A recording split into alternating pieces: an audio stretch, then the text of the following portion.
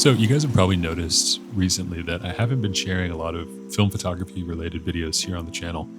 I thought I might owe an explanation as to why that might be. And I also wanted to sort of at the same time appreciate the art and the beauty that is both medium format and 35 millimeter photography. The whole process and idea of shooting with film cameras is very romantic. And there's something about that sort of delayed gratification, getting your negatives emailed to you and looking at those negatives. It's beautiful. I really fell in love with film photography back in 2015. My first camera that I ever bought was a Canon AE1. And I remember very distinctively getting back the first few rolls of film that I had. And it was a magical experience. I really was hooked at that point, and I started to shoot a lot more slowly and surely over the years until right about 2019, I think, is when I really hit my stride where I was shooting the most film. I've shot with a lot of different cameras over the years: medium format, 35 millimeter, 645, 6x7, you name it. I've probably at least tested it, if not shot with it. And a lot of those videos have made their way to here on the channel. I know a lot of you guys really loved those videos, and I want to do some sort of homage to all of those film photography YouTube videos that I used to make. I'd love to make some sort of kind of massive big video of just all the different trips and photography journeys I was able to take, specifically with the Mamiya 7 II. That was really my favorite camera of all time, and I always said that I wouldn't sell it. I'm here to say that I did. I did recently sell the camera, and it felt like a bit of an end of an era to me. And I want to kind of make a video, demystify that process, also explain why I've been leaning a little bit more into digital as of late, and sort of my thoughts on, the landscape and where the film world is heading. Also, where I see the digital world going and sort of how they work together, especially if you're a working photographer. A lot of the times you're shooting both digital and film, and sort of my thoughts on all of this. So as I mentioned, I shot film pretty religiously for probably about 7 years. Once I started really getting my stride in 2016, 2017, I was taking trips solely with film cameras. I would bring a video camera along, and I would shoot sometimes upwards of 30, 40 rolls of film on any given trip. I was hooked. Not only is the process of shooting it beautiful, the cameras are amazing. They're really beautiful and retro and fun to look at and really enjoyable to use, but the scans are just so amazing. There's something about that nostalgia and also just the character that a lot of those lenses provide. I'm specifically talking about the Mamiya 7 II and also the Contax T3 and T2. Those are my favorite cameras by far, and I use those pretty extensively over the years. Behind me here, I have about 15 binders of negatives that I've accumulated over the years. Various projects, trips, travels, you name it. I have the negative hard copy for pretty much all of these, which is amazing. I want to go back through that someday and reprint some stuff, rescan some stuff. That's the beauty of it, is having a physical copy of it. It's really cool. And being able to print directly from the negative is a really incredible experience. It's something I recommend everyone do at some point in their life. For quite some time there, I felt like film wasn't necessarily a look for me. It was how I really enjoyed working. And for me, that's an important distinction to make, because I think a lot of people nowadays, a lot of photographers, they're really only shooting film to say that it was shot on film. And I don't agree with that necessarily. I think a great photo is a great photo, no matter what camera or medium you've shot it on. You can shoot it on an iPhone for all I care. There's so many things that go into a great photo, and what camera you shot it on, whether it be analog or digital, it doesn't matter. Now, I'd be lying if I sort of didn't believe that a few years ago, especially shooting with a Mamiya 7 II. It was very exciting, and I felt like because I shot it on that camera, some of the images that I took felt a little more exciting, if I'm being honest, especially getting them back from the lab and being able to digest them weeks, sometimes months afterwards. You have a different way of looking at your work when you have the delayed gratification, and it's something that you don't get with the digital experience, but I found ways to work around that. Now, all in, I've shot thousands and thousands of rolls of film, both 35 millimeter and 120 medium format. So I feel like I have a pretty good experience and a good idea of how both sides of the spectrum work here. I know it's a very niche debate, but I do think it's something that is sort of ramping up, especially with the cost of film prices. That's the hardest part for me, is just to justify all of this cost-wise. I know you can't look at art subjectively just like that, but for me, it started to get too expensive for the volume that I was shooting.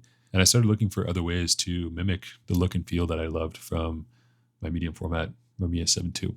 This is what ultimately led me to starting to shoot a lot more with Fujifilm's GFX system.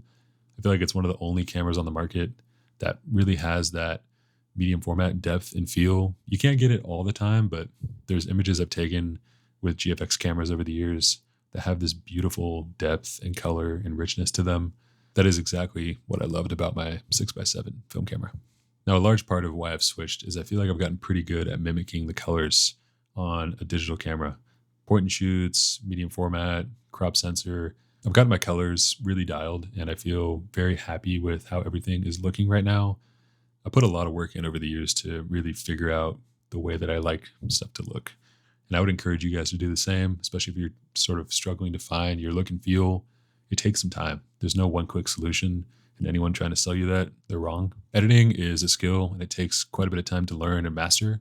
By no means am I a master at this, but I do think I've learned a lot on how to get the results that I want. And when it comes to client work, this was really the big kicker for me.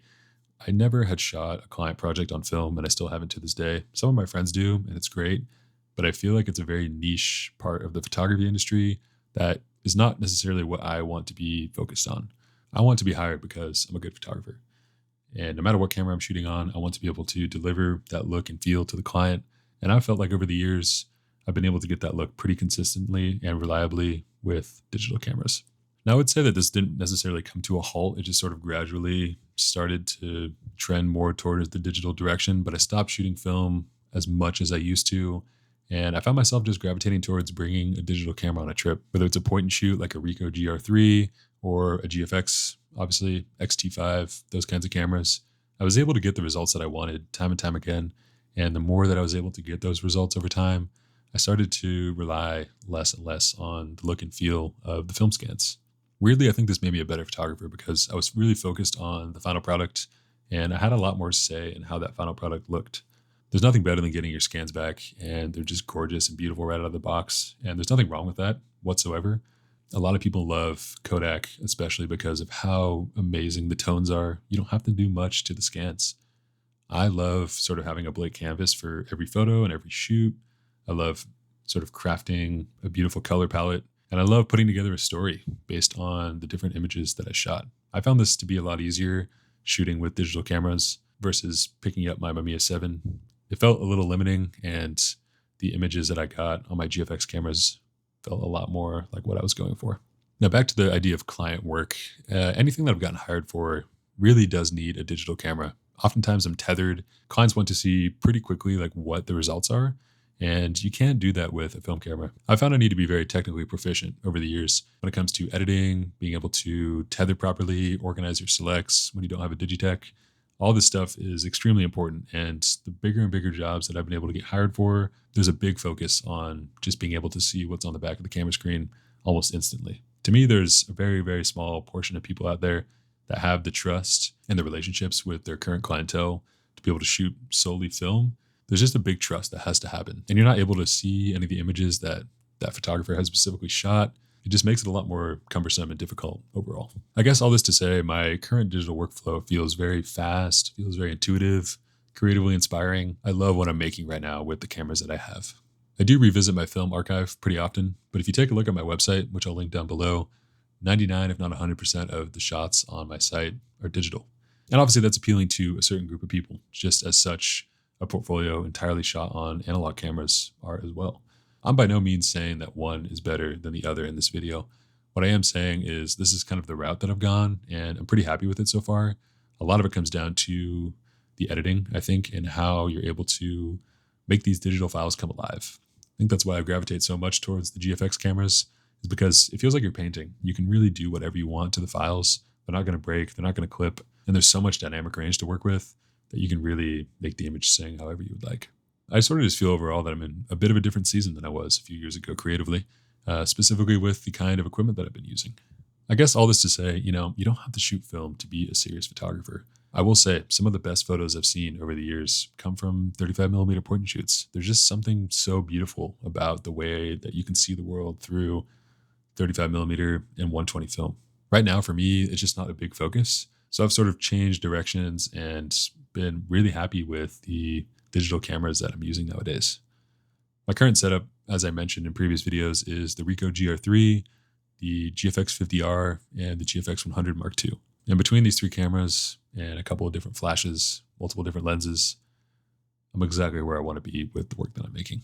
But yeah, I hope that clears a little bit of confusion. I know I've been getting questions about making videos about film. And obviously, I've kind of gone a very different direction than the direction I was heading a few years ago. There are still some fantastic channels talking about film photography here on YouTube. A few of them are my good friends, which I'll link down below. You should definitely go check them out. The art form is very much still alive. This is, again, just my personal opinion and the route that I've decided to take so far, but we'll see what happens in the future. Who knows? Maybe I'll be back here in a few years buying a Contax camera again and talking about it in a video. I think if you find yourself shooting a lot of personal travel based work or really work that, is just for you, film is fantastic for that. And I still stand by that to this day. I think a lot of what I'm trying to say and a lot of what I'm talking about here is more focused on the direction of trying to make a living out of this versus just having fun. And to me, that's two pretty big distinctions. I could still be shooting film for fun and digital for work, but I've found even in my own personal work, I much more gravitate towards digital cameras nowadays than I do film. Whether it's the Ricoh GR3, Fuji X-T5. I also just picked up this GFX 50R, which I mentioned in a video. Been really happy about that as well. All this to say, it doesn't matter what camera you shoot on. What matters is the work and how your images feel. Don't forget that. It's really easy to get caught up in what camera looks like what, and you have to have this specific lens in order to make your images look great. You don't. Start small, build your way up, work on stuff that you can control, such as your composition, your knowledge of light, your professional relationships. All that matters so much more than what camera you're shooting on. And again, just because it was shot on film does not make it a great photo. A great photo is a great photo, no matter what camera you shot it on. I'm sure you guys will have some questions or comments down below. Can't wait to hear how you guys are also feeling about, the current market and the way that things are going in the photography world. But for me, this is where I'm at, and I'm pretty happy so far. Now, before this video wraps up, I want to take a moment to thank today's sponsor, which is Squarespace, for sponsoring today's episode. Now, you guys know by now, Squarespace is a longtime supporter of this YouTube channel and my creative endeavors. Truly cannot thank them enough for their continued support over the years. Now, simply put, Squarespace is just the easiest way to make any sort of creative website. Whether you're looking to display your work, create e-commerce pages, you can make specific galleries for different projects. You can also book appointments and have a whole page dedicated to that. It's just the easiest way to lay out your website in a way that makes sense for you and also for your clients. I've been using Squarespace now pretty much since the start of my career. And again, can't recommend them enough to anyone out there who's looking to create their own creative website. I'll leave a link down below if you guys want to go check out Squarespace for yourself. You can receive 10% off your first website or domain purchase. Thanks so much to Squarespace as always for sponsoring this video. Thanks you guys for watching. See you in the next one.